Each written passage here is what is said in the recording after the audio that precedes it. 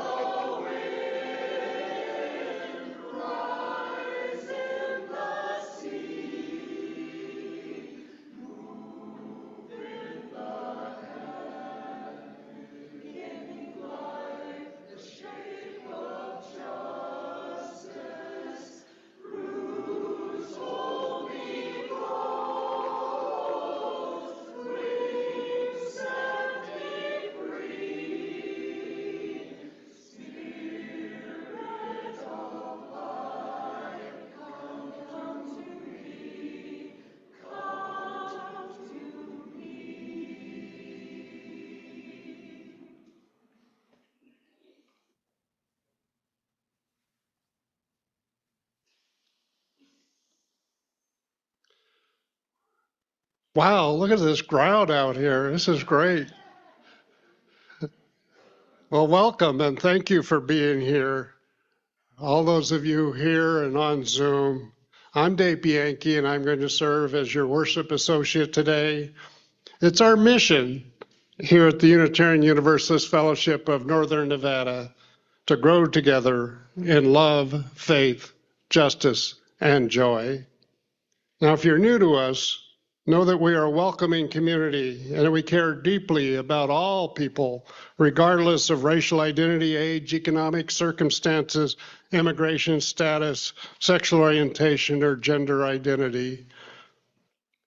If you have any joys or concerns today that you would like to share with the congregation, please fill out one of these white forms found in the pockets and the chairs or in the back of the sanctuary and hand them to either myself or Reverend Kristen. And as always, we acknowledge that we sit on the ancestral land of the Shoshone, Washoe, and Paiute peoples, who were the stewards of these beautiful lands. Well, today's service is an invitation to get to know the various things that we do on campus, and there's many. There are so many ways we live out our mission at the Unitarian Universalist Fellowship of Northern Nevada. And it's also an opportunity to reflect together as we practice covenanting through collapse on who and how we want to show up in the times we are currently living in.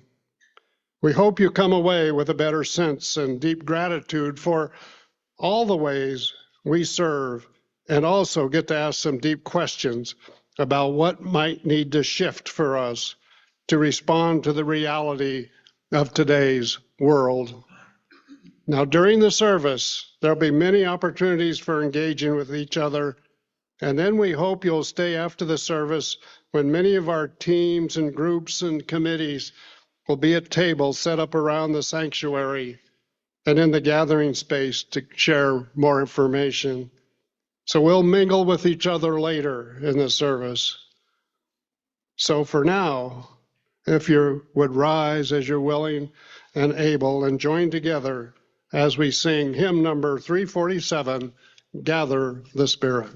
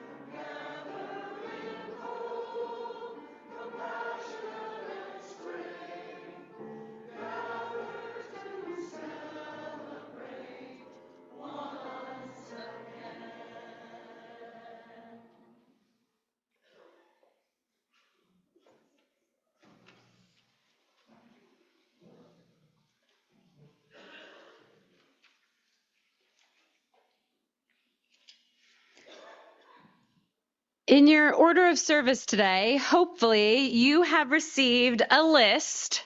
Does everyone have one? A list of the incredible ways that we serve this community and live out our mission. This is, front and back, as comprehensive a list as we have been able to create so far of the committees and groups and teams and ministries of this congregation. And many of you have expressed to me that you don't have a good sense of all the things that we do here, all of the ways to be involved, or all of the offerings that we have. So today is an opportunity to learn more and also to get curious. So I want you to pull out that list. It's really long. This is, in essence, one of the tangible outpourings of our mission. And as you scan it, just take a look. As you scan it, the first thing I want you to do is just let your heart open with all kinds of gratitude for the immense generosity of our people. Like, can we just get a loud collective thank you?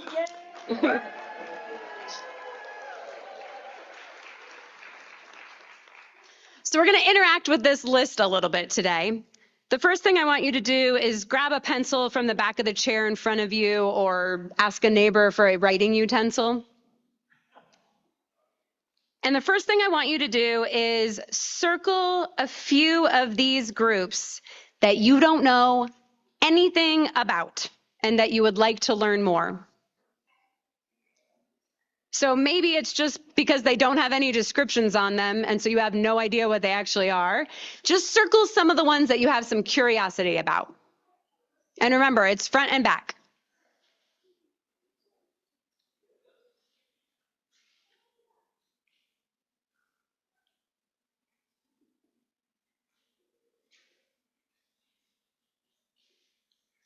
And then as you're doing that, I want you to get a little bit more curious.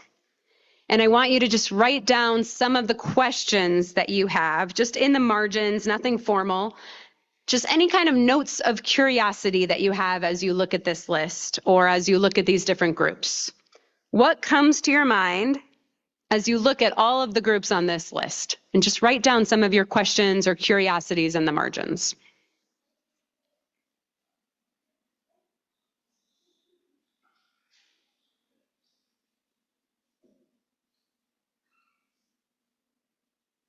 And then I'm going to ask our greeters for help with this next piece, if they are back there with baskets of markers. You are going to find in your order of service a blank thing that looks like a sheet of paper, but it's actually a sticker. It's a label. And what I'm going to ask you to do on this one is to write down the names of 3 groups, and we have markers that are going to get passed around that you can share.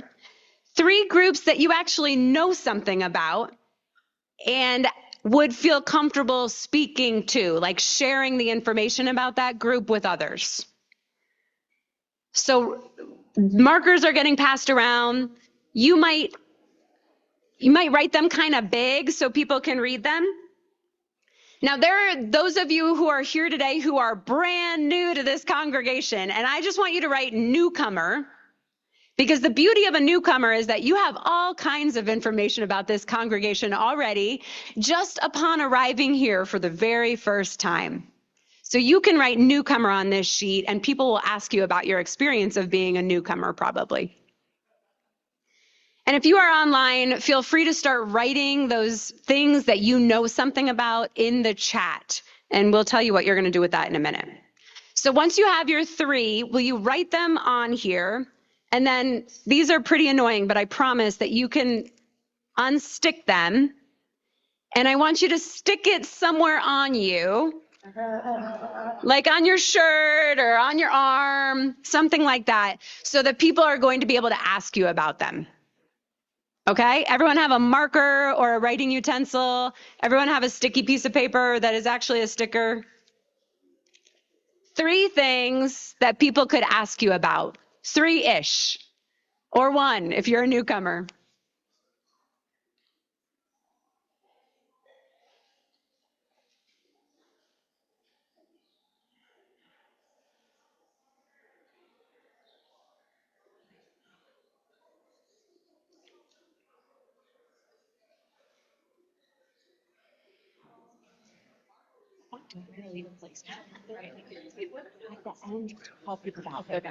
I'll tell you.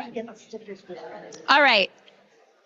Does everybody have their stuff on here? Can you stick it to your body somewhere or wherever you feel comfortable? And then what we're going to do in just a minute is we're going to get up. In just a minute, we're going to mingle.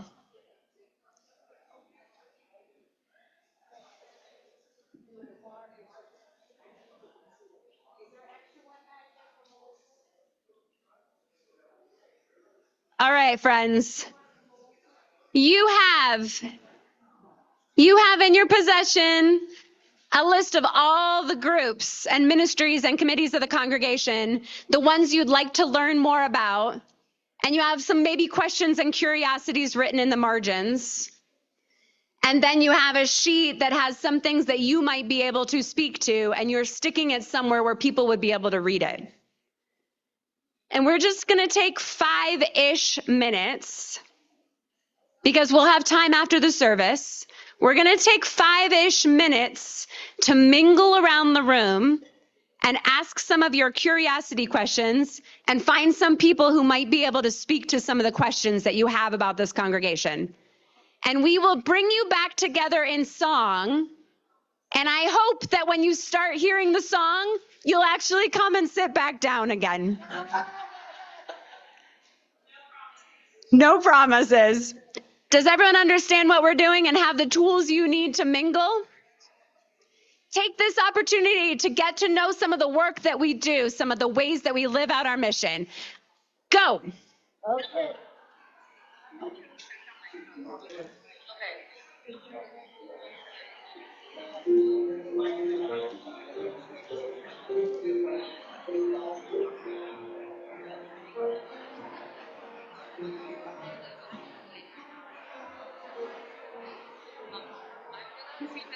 Flyer written on their thing. So yeah, thank you for doing that. That's awesome. So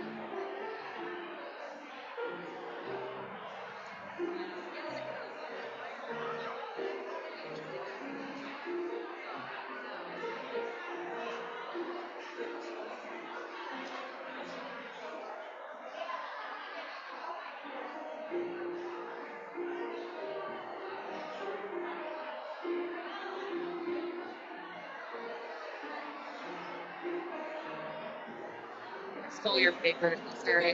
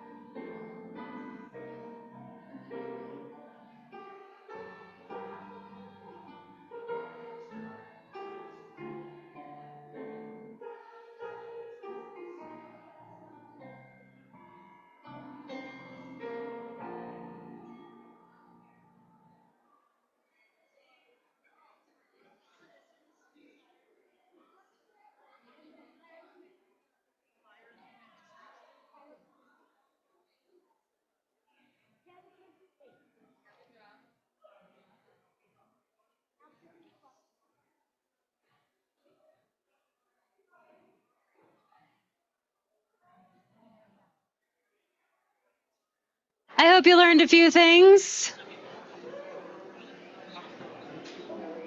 I hope you got a little sense of what we do in this community.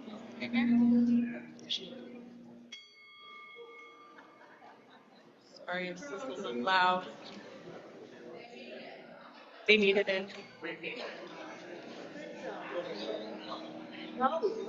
I hope that was helpful and that you'll stay after the service for more of that. I want to share a video with you.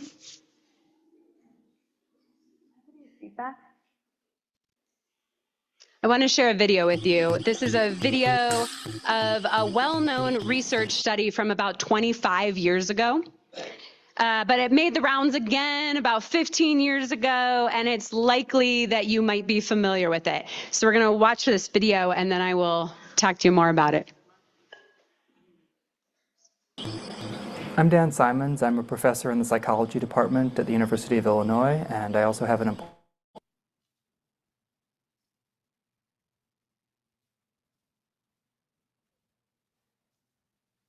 appointment at the Beckman Institute for Advanced Science and Technology. My research here focuses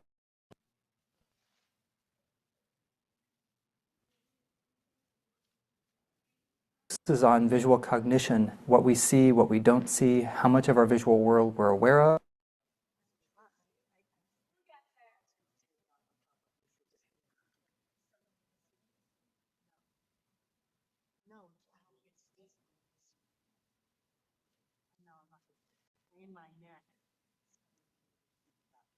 how much we remember from one moment to the next. I'm Dan Simons. I'm a professor in the psychology department at the University of Illinois, and I also have an appointment at the Beckman Institute for Advanced Science and Technology. My research here focuses on visual cognition, what we see, what we don't see, how much of our visual world we're aware of, how much we remember.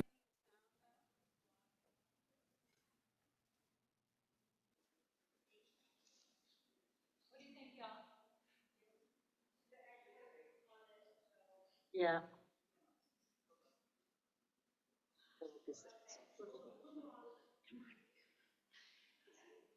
If you didn't get to talk to our tech team today,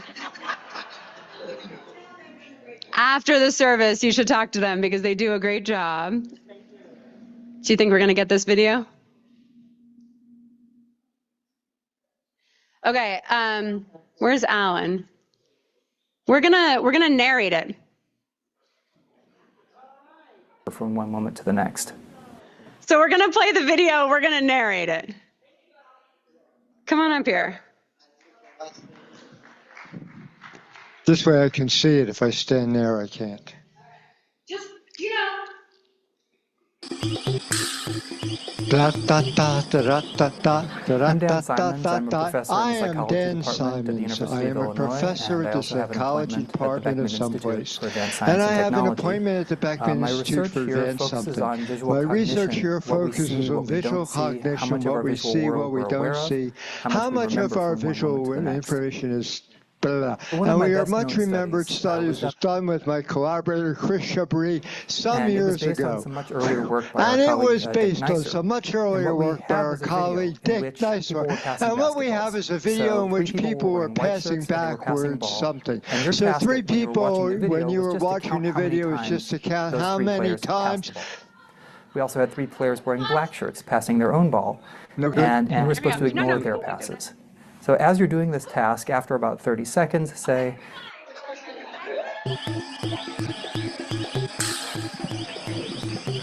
All right, y'all, buckle up. I'm Dan Simons. I'm a professor in the psychology department at the University of Illinois, and I also have an appointment at the Beckman Institute for Advanced Science and Technology.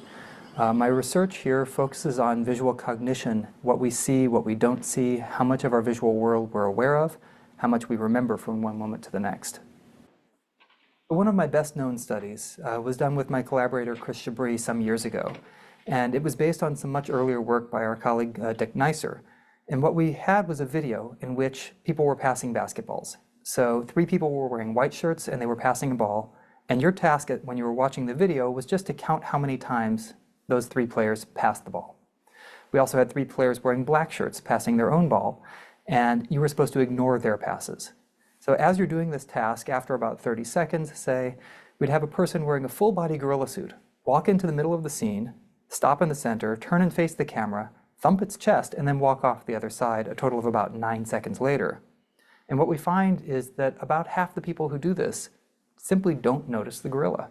When Dan asked me to be a part of this experiment, I thought, no way, people are totally going to see me. I'm a 400-pound gorilla. We'll ask them afterwards, how many passes did you count, which they generally get pretty close to right. We then ask them, did you notice anything unusual? Did you notice anything other than the players? Did you notice anything walk through the scene? And they'll say no. So we ask them, did you notice a gorilla? And the response is typically, a what? So then the Simons guy says, you know, we can show you and not everyone's going to see you. Yeah, right. How can people not see me? I'm huge. I'm ferocious. I'm a 400-pound gorilla. What was he thinking? And we rewind the tape and show it to them again, and the reaction is typically, I missed that?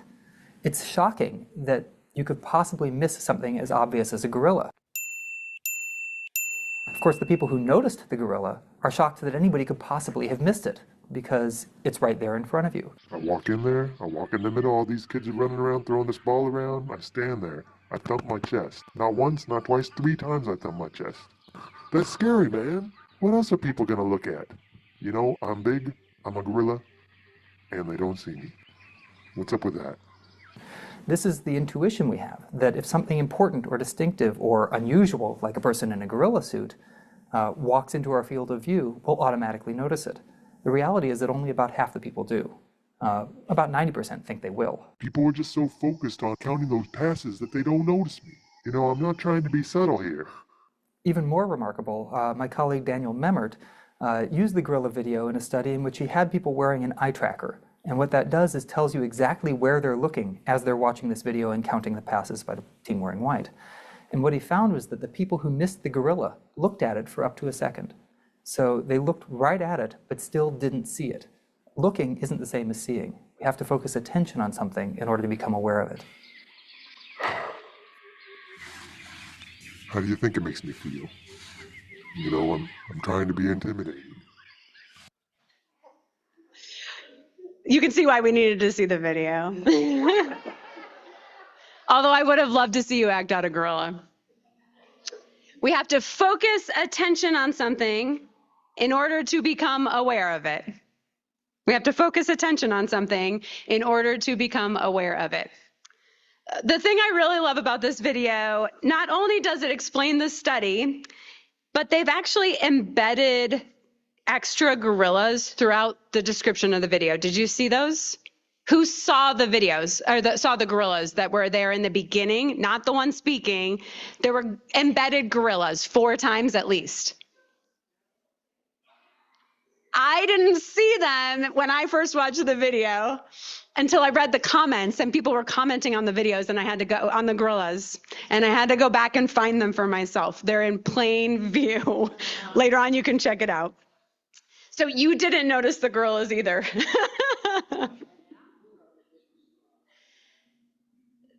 There are gorillas, I'd like to say, there are gorillas lurking everywhere in our lives. Things that we just miss when we're moving through our days as we expect them to be or as we've always known them to be. And I've been having conversations with so many of you over the last months and have asked you questions, and together we've been noticing some of those gorillas. We've just been lifting up some of the gorillas that we might not have seen if we hadn't been asking some questions. And in the noticing, we're not necessarily judging whether it's good or bad that the gorillas are there, but just noticing them and letting the noticing shift our perspectives just a little bit. And that feels important to me because this year we are focused on unearthing how our mission responds to the times that we're living in.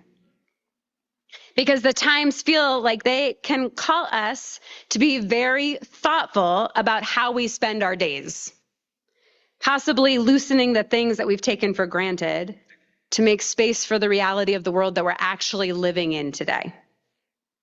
And so we're going to practice today noticing the things that we might not notice. And we're talking about the things that we do in the congregation, right? This list of all the things that we do in the congregation. So I want to take a quick unscientific poll. If you volunteer in this community, in small ways and large ways, I want you to think in your head about roughly how many hours on average per month do you think that you give? Just count it up in your head. How many hours per month do you spend volunteering in this community? And then on the count of 3, I'm going to have you hold up your fingers. If it's more than 10, you can just give jazz hands or something.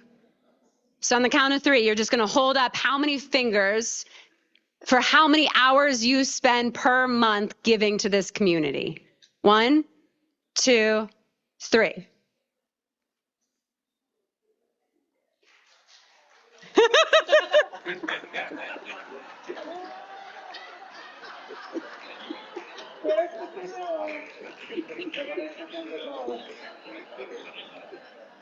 That was amazing. That's a lot of hours. All right. I was amazed to pull together this list of the ministries and teams and groups. Depending on how you count it, there's roughly 53 groups. Roughly, give or take. So I'm going to do some very rough math here. Bear with me. Let's say that each of these groups meets once per month for an hour, or volunteers for an hour per month. And let's say that each group has on average 3 members. Some obviously have lots more. Let's say that they meet for 1 hour, even though, of course, lots of us know that we meet longer than 1 hour per month, let's say 90 minutes or more. We're just playing with the numbers here, okay? We're just going to play with them. So 53 groups, each have 3 members, and meet once per month for an hour. That's 159 volunteer hours per month. I mean, woo! That doesn't take into account the maybe 90 of you, let's say, who attend a service on a Sunday. An average of 90 people 4 times per month for an hour service, okay, we're doing rough math, is another 360 hours. We give a lot of time to this community. Those are rough numbers, right? But we give a lot of time to this community. So now I'm going to ask you to play with me here some more, because we are unpacking the idea of collapse. And we've named the many ways that we see collapse from our health systems. I don't know how many of you have seen the new federal guidelines that put red meat at the top of the food pyramid and that lessen the amount of vaccines that they suggest giving to our kids. We're talking about collapse here. We're talking about our federal safety nets for people that are being eroded. We're talking about state-sponsored violence. We're talking about the fact that values and morals and truth-telling that we've historically assumed we share are virtually gone. There are small and large examples of things that are falling apart that we have vaguely counted on. And we're calling these collapses, examples of collapse. And then we're asking ourselves, what is our role when we're facing collapse? And when we look at our rough math, how might we best use 159 hours per month? Not even the Sunday services, 159 hours per month. Are we using the time the way we want to be? Is there a 400-pound gorilla, thank you, Philip, that's in the room that we're not noticing? Or even just some smaller animals that are running around that we're accidentally not seeing? As we reflect on the enormity of the things that are happening in the world and our sense of overwhelm and despair, it brings up questions for me. And I hope that it brings up questions for you too. Not just at UUFNN, but in our personal lives as well. How do we spend our time in a way that feels valuable, meaningful, purposeful? At UUFNN, how do our 159 hours per month directly or indirectly address the collapses that are happening all around us? Should they? How do our 159 hours per month address ICE agents rounding up our neighbors and killing people? How do our 159 hours respond to people like us living our values and being called domestic terrorists? How do our 159 hours per month handle the fact that this administration kidnapped the president of Venezuela and is now controlling the country's oil reserves in offshore accounts where they are accountable to virtually no one? How do our 159 hours help us truly grow together in love, faith, justice, and joy? And is there anything we'd like to change as we examine it with intention? Now, I'm not actually suggesting that we change anything, but I just want you to play with me here. What if for 1 month, we spent 159 hours on one focused thing? Better yet, what could we accomplish if we, for 1 month, spent 159 hours of volunteer time, plus 360 hours of worship time, all moving in one direction together? What magic would happen with 519 hours of all these beautiful, courageous, and dedicated people committed to love? And it might seem that I'm hinting towards doing something differently, but I am genuinely just lifting up these questions with curiosity. And I hope that your questions and my questions will help us consider together things that we might not be able to do or imagine alone. There's also an elephant in the room. It's different from the gorilla, which is the things that we don't notice. The elephants are the things that we know are there, but we feel uncomfortable talking about them. One elephant that's in the room is that we are struggling to find volunteers for important leadership roles. We still don't have a president-elect. Another is that people have named that they feel spread thin, possibly a bit burned out. So what questions can we ask ourselves that help us zoom out and just see the picture differently? As we look in with more intentionality, we're like birds flying over, and we look in with more intentionality around the things we might be missing, can we ask ourselves any questions about why we're struggling to find volunteers for critical roles? Or even, how do we determine what is still critical? A podcast I listened to recently noted that incoming generations, younger people, are asking themselves what givens were handed down to them that are no longer a given. What assumptions have we made that are no longer relevant when we spend a bit of time questioning them? How might we loosen the stranglehold of our givens? And so after the service today, as you continue your mingling, visiting the different tables that are set up, I invite you to share your reflections with each other.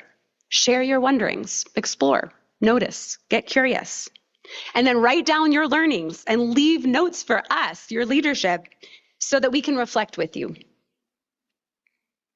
I want us to practice together, examining our community with new perspectives and inviting each other with love as one team, inviting each other to see the gorillas and the elephants with loving curiosity. This is how the world changes, Maria Popova says. This is how the world changes. We loosen the strangleholds of our givens, bend and stretch our minds to imagine what was once unimaginable, to test our theories against reality, and emerge with vision expanded into new dimensions of truth.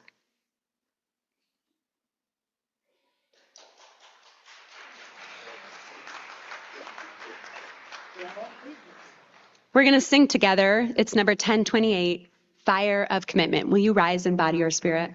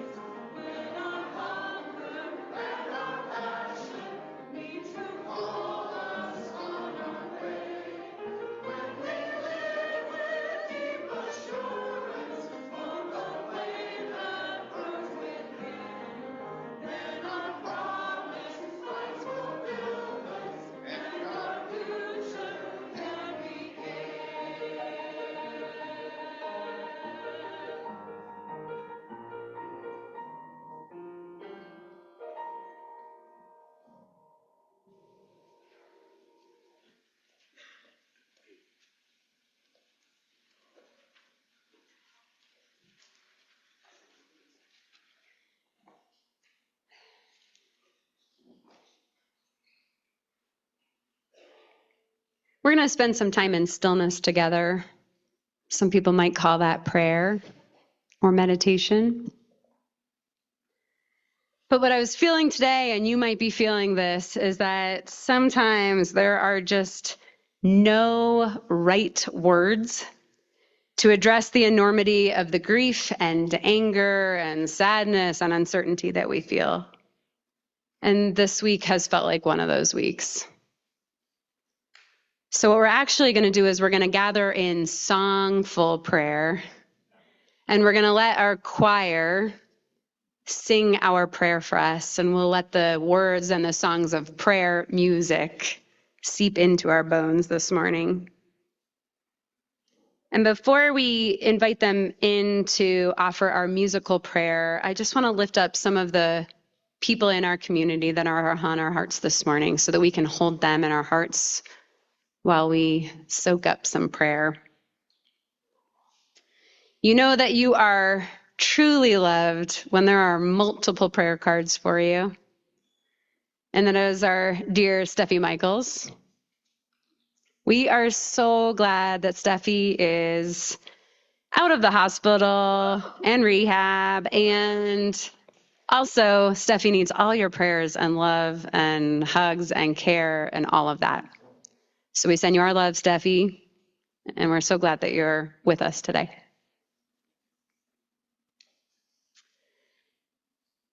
I want to lift up Nancy Thompson, who's dealing with health issues.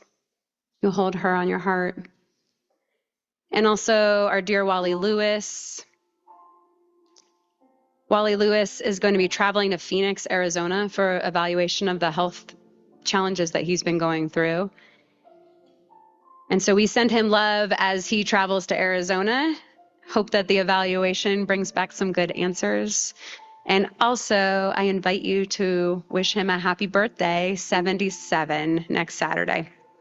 So if you feel like sending him a card, I'm sure he would appreciate it.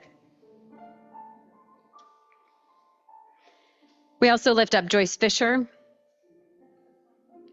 She is able to receive visitors while she is at Advanced Healthcare on Kinsley, and she will be moving to Morningstar Assisted Living soon. So send your love that direction, and also if you'd like to visit, please do. I also want to lift up Pat Francis' 70th birthday. Yay! And also we celebrate with Kevin Murphy.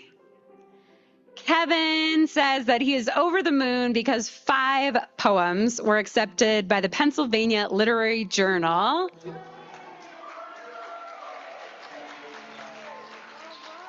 And 3 others by the Ninth Heaven Literary Journal. Kevin says that he is in 7th heaven and soon to be in 9th heaven. Those are our community members. There's also lots on your heart, I'm sure. And there's been lots in the world that we are all just holding in our bodies. And so as we listen to this music, I'm going to invite you to let some of what you're holding in your body just loosen a little bit. Because we cannot keep all of the stress and anger and everything stuck in our bodies. We have got to release it in some way. As we listen to this music this morning, thank you, choir, for holding us in prayer. And I will just lift up Renee Nicole Good and all the others who have been harmed by ICE. We hold them in our hearts. And we hold this whole country and the whole world in our hearts today. Let us be in prayerful, musical release this morning together.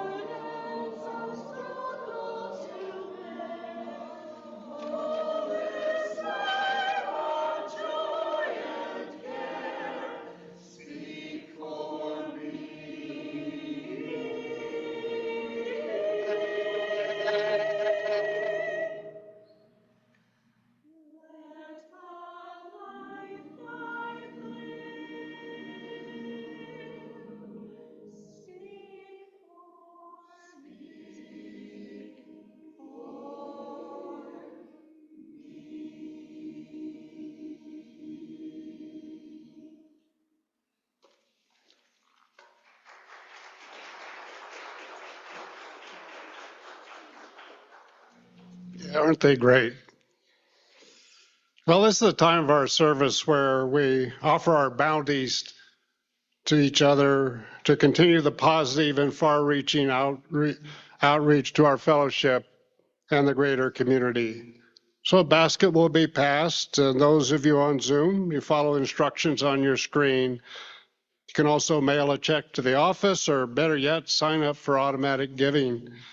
One of the many things I love about our fellowship is that each month we choose a nonprofit to share our plate with, and this month we'll be donating to the Great Basin Chaplain Corps. The Chaplain Corps is a non-denominational, non-proselytizing group of volunteers that serve those in crisis through intervention, grief support, professional spiritual care when requested to community members of all faiths or no faith at all during the worst days of their lives. They help with suicide prevention through recovery, education, mental health, first aid, and connecting those in crisis to community services. They currently have 60 chaplains, with 5 more coming on soon, but they really need 125 to 150 more to meet the community needs. So will the ushers please come forward?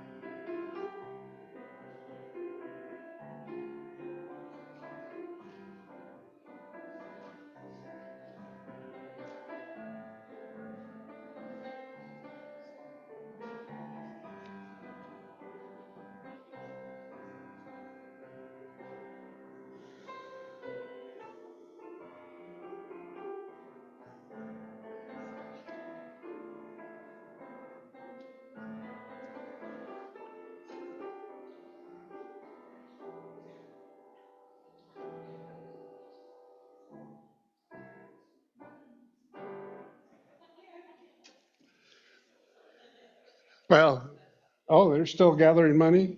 Okay. So please join us as we bless our offerings to the work of this fellowship, which is helping more people grow in love, faith, justice, and joy. We dedicate ourselves, and these are offerings. Thank you, Sophie. Well, as pointed out by Reverend Kristen, we're a very busy congregation. And so we have a couple of announcements.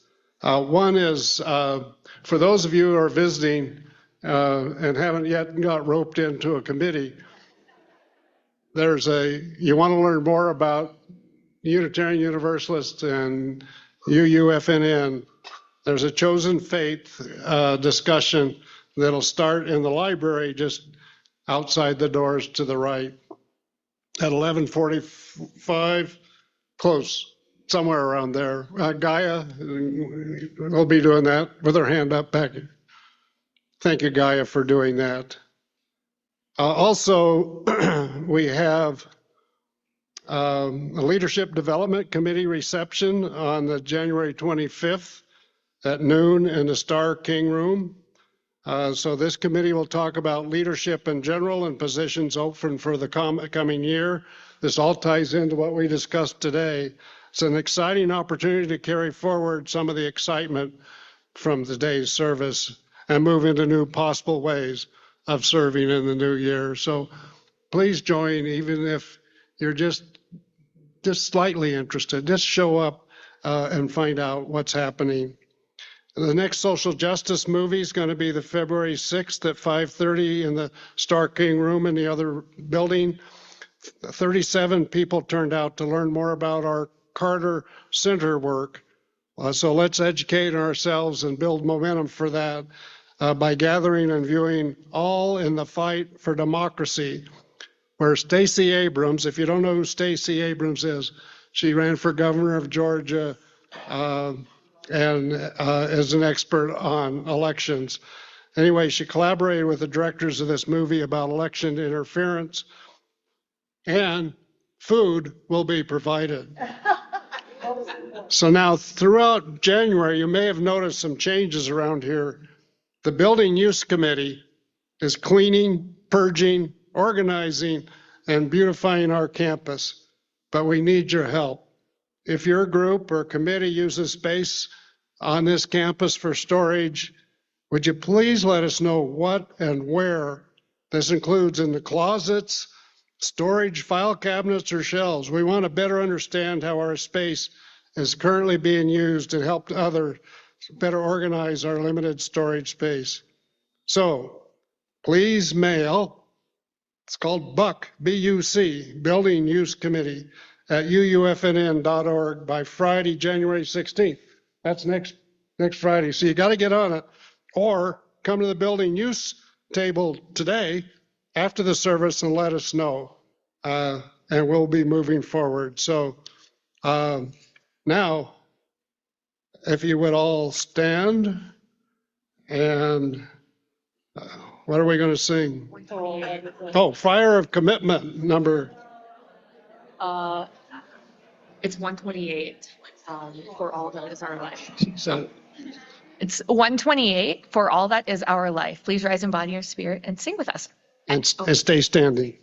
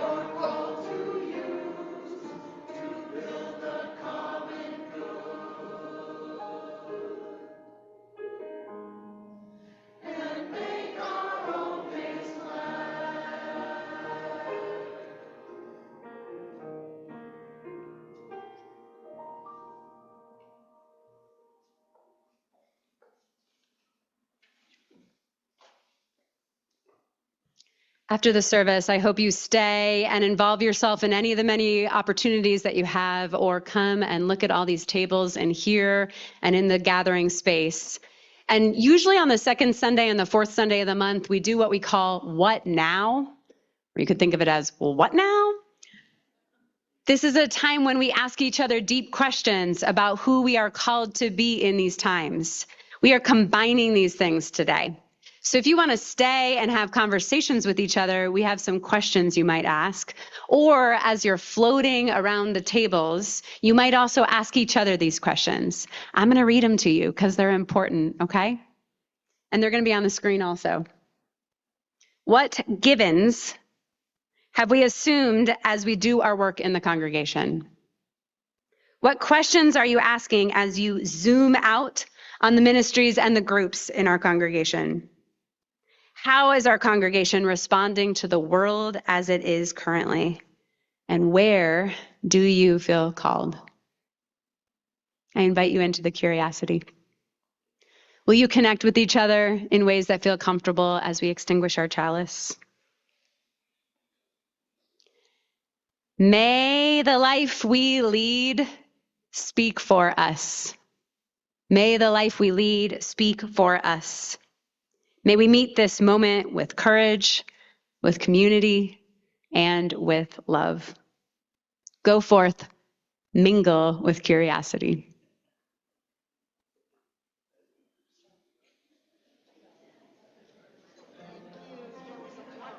Oh, I gotta see.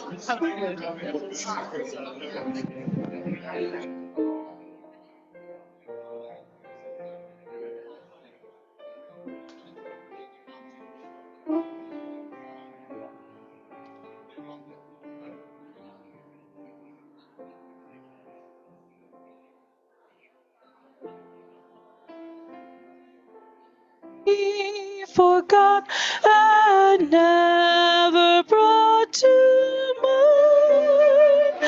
Should old acquaintance be forgot, and days of old lang syne? For old lang syne, my dear, old lang syne. We'll take a cup of kindness yet for old lang syne, and surely you will buy your cup, and surely I'll buy mine. We'll take a cup of kindness yet for old lang syne.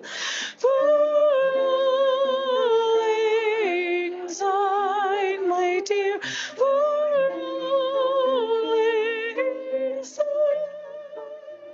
We'll take a cup of kindness yet for old lang syne. We two've paddled in the stream from morning sun till night. The seas between us roared and swelled since the days of old lang syne. Old lang syne, my dear, old lang syne. We'll take a cup of kindness yet for old lang syne.